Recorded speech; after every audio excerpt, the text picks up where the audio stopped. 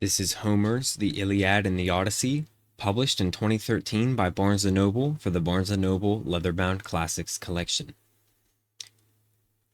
It is bound in this bonded leather,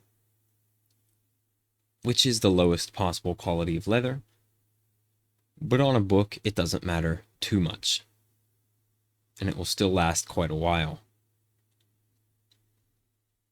As you can see, it's this very tan, plain material, although you can't see too much of it because the front cover is mostly taken up by the design.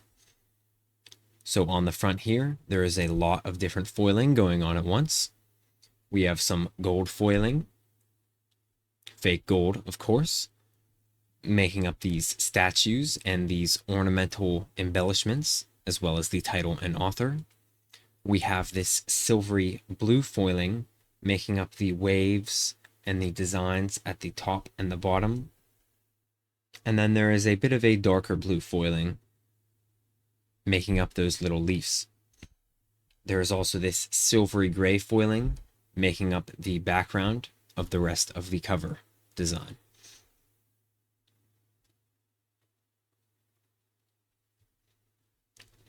On the spine, we have that same varied use of foiling, the light blue, the gray, the gold, and that deeper blue right there.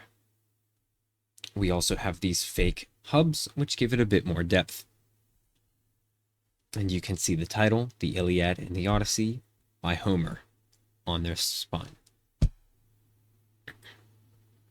The back cover is somewhat similar to the front, but it has a bit of a different design. We see more of that silvered foiling here with that Greek architecture design, and then in the central circle, instead of the title, we get an image of two Greek warriors fighting.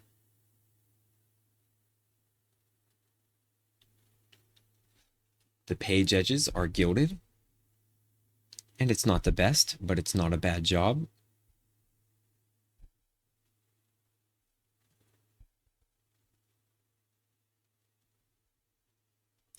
And there are headbands in this light blue and light yellow color, which match the book quite nicely. Before we get to the end papers, we have this ribbon marker right here. It's not silk or anything, it's just a deep gold ribbon, but it does look quite nice, and it will allow you to bookmark your page, which is all a ribbon marker really needs to do.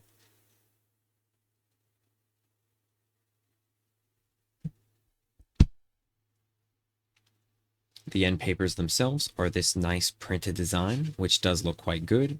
They're actually a little more substantial than other Barnes & Noble's Leatherbound Classic editions, and I think you're going to see why pretty soon. They do have quite a nice design that is unique to this book. They are this thick blue cardstock, of course printed on one side.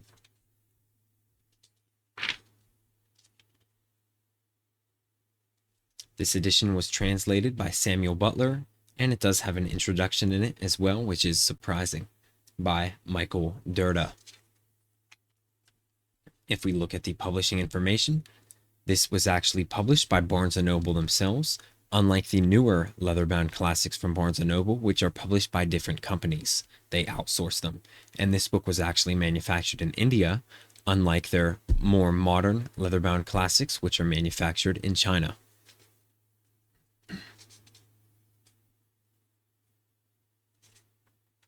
And the cover design was done by Patrice Kaplan, with the back cover art by Paul Girard. And that back cover art is the warriors fighting. And then there are more design credits here, which I'm not going to read.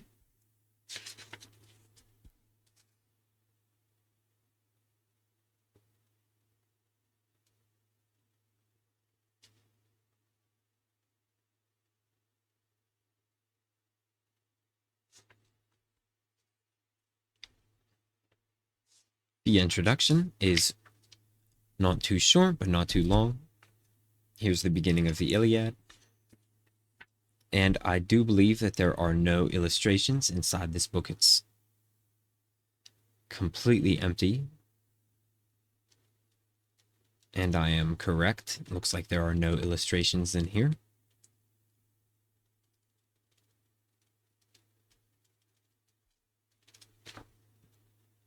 Yep.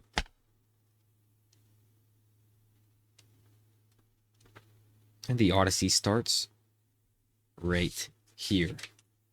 So about 2/3 of the way through the book. This book does lay flat very well.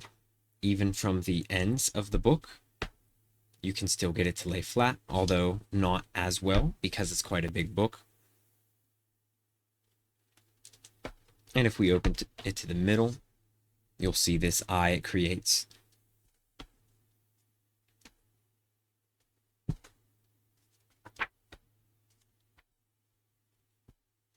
The back end papers are almost the same as the front. Well, I lied. They are the same.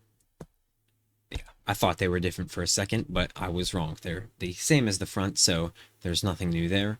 But they still look quite good and are thick enough to support this book.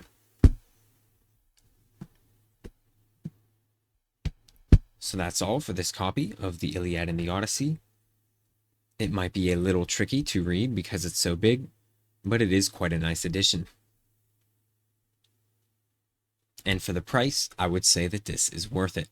Thank you very much.